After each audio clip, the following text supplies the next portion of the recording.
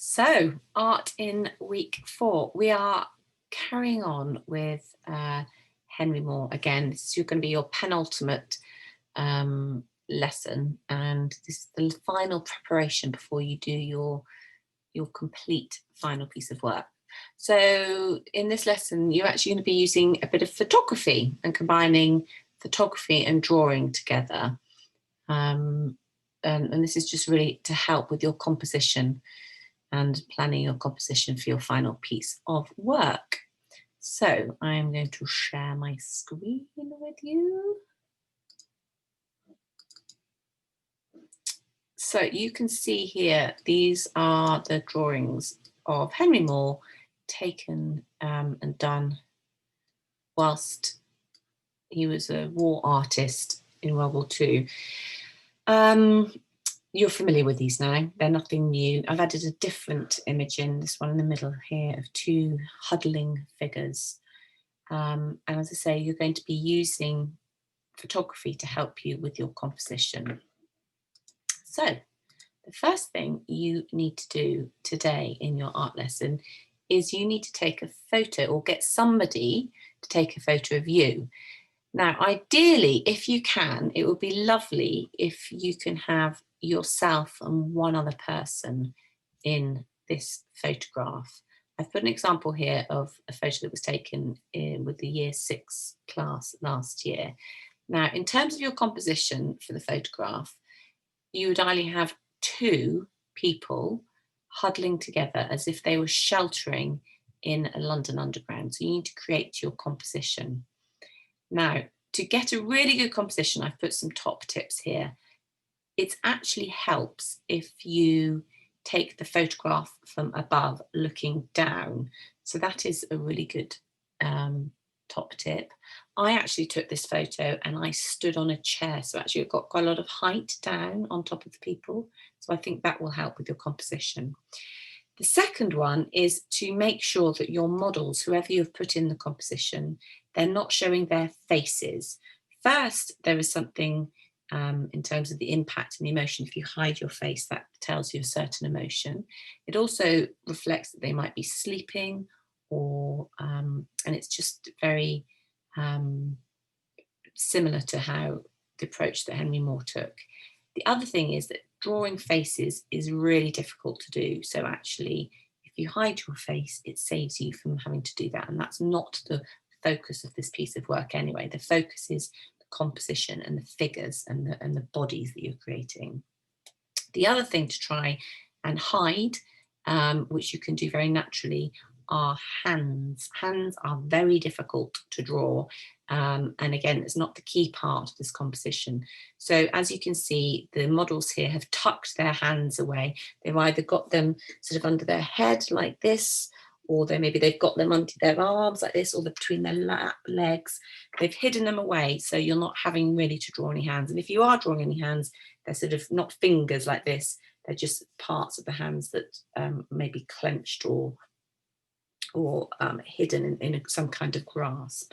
So that's a really good thing to do.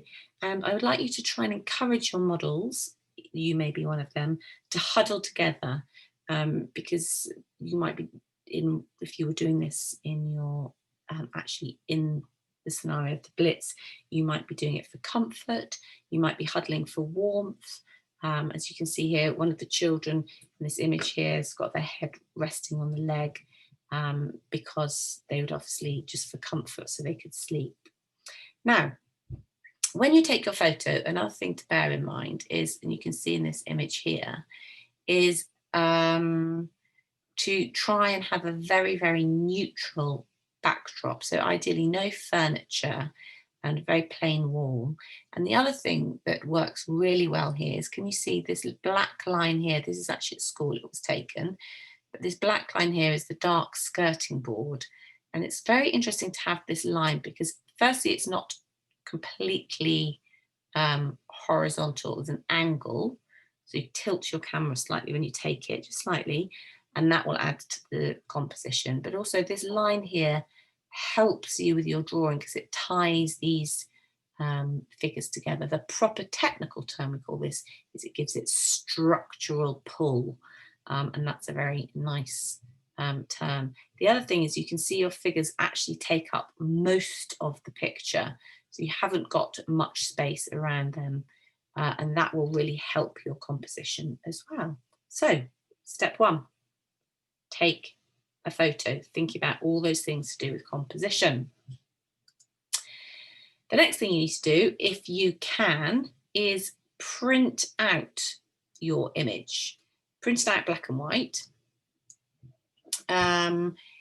Don't worry too much if you can't print it out, because you can use your screen and do the same process, but taking the photo from an image on the screen. But if you can print it out approximately 1/4 of an A4, not a huge picture. You can see here I've actually messed around a bit with just in PowerPoint to slightly blur and add in some detail of the shadows. You can do that if you want. Then stick your photo on another sheet of paper, as I've done here, and start drawing over your black and white photo in with a black pen. And I want you to take exactly the same approach as we've done in all the previous sessions. I want you to think about using those contour lines to add to the form. So firstly, I've drawn the head in here at the back of the head, just like you did with the potato. That's the potato head. Draw that in so you get those curves going along there to show the lines. And then simply draw in the limbs. Simple lines, and then you can use backwards and forwards strokes as we did before, and then start adding in these contours, as you can see with this third picture. Be guided by the tones that you can see of all the fabrics and know where the shadows are. If it was the bottom section here, put in the darker shadows. Very simple shapes for things like feet. As I say, you've got no hands and no faces to trip us up too much. So once you're starting adding all this detail on the contour lines, drawing straight over, I want you to start thinking about this dark line to pull all these figures together, but also think about drawing in the shadows. You can see quite clearly here, there is a shadow from the body. You can see them in this top right image here as well, these shadows. Remember, just with the potato, if you put in those shadows, it really anchors your figures to the ground. Otherwise they look like they're sort of floating up. So drawing in those shadows, and you can do really cross-hatch, lots of scratchy mark making to do those.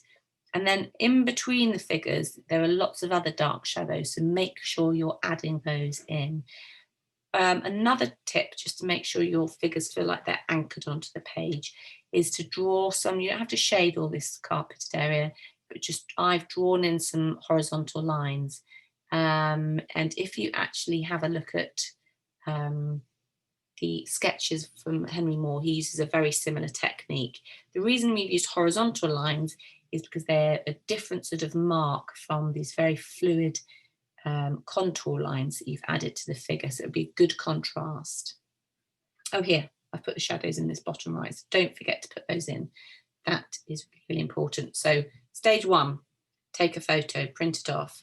If not, just have your image in front of you on the screen while you're doing your drawing, and take exactly the same approach. 2, start drawing in all the contour lines, the shadows. Start thinking about that composition with that, hopefully that skirting board, to give it that structural pull. Very good for adding your composition. And your figures really should fill up the whole image. There's very little space around here. Your figure should be the key element of your composition. So we're going to combine all these techniques that we've used all week. Doesn't matter if you haven't got a paintbrush, because you can use a feather. This is the same feather as I've used all week. Now, all I'm doing here is I'm adding a little bit of water. I've forgotten something though. Here, I've started adding, very roughly, I've added some curves into my background. So it feels like it's the underground. Again, in this image bottom right, you can see how Henry Moore has done that. He's drawn in these curves that they make it feels like they're in the underground, the curving background. And I here have drawn off the picture to incorporate just the space around, just again to make it more interesting. Then you get your brush out or your feather and a tiny bit of water and start adding some water to your pen to make it sort of bleed out. It'd be quite interesting. I then got a wax candle and drew into the background because I wanted to get some interesting effects with the ink from my black pen and the wax resist, which is exactly what Henry Moore did down in this bottom picture here. And then I couldn't resist it. I got my coffee and my tea out and I started staining it to add more interest. But I have to say, this is my completed sketch. And what I did actually do is I probably ended up adding too much liquid. So what happened is the bodies all then blurred into each other a bit. But it didn't matter because I then, after I took this photo, I went back and drew into it a bit more, so it's absolutely fine. But this is really just to start getting this feeling of how these bodies would work together, a bit similar to this composition here, how they would work together in this huddled composition. And it's helping you draw over that to start really just imprinting in your mind how to draw these figures so they're huddling. The next part of the exercise is, in a way, you're going to be drawing blind. I don't literally mean that you're going to be covering your eyes like this. You're drawing blind because you're going to use your wax candle, or if you haven't got it, a sort of white crayon, to do a drawing of just the outline of the figures. You can have your pictures here above you so you can see it. And I want you to, you need to press quite hard to make the wax resist work, but I just want you to get the lines and the shapes and the form of these figures huddling together. Again, it's just, this is building up to help you when you do your final composition. And once you've done this, you can get your tea bag out and start gently adding a bit of tea staining, and your image of the figures will be revealed. It's just like magic.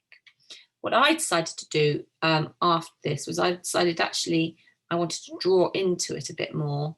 And you can see here in this bottom right figure, I actually added some darker coffee stains. So the figures actually came out. And I then went over with a bit of pen and I started working into this image to, so it actually felt like it was a little scene, but it does look like these three figures are all huddled in together. Right, I'm going to give you some examples on the next slide.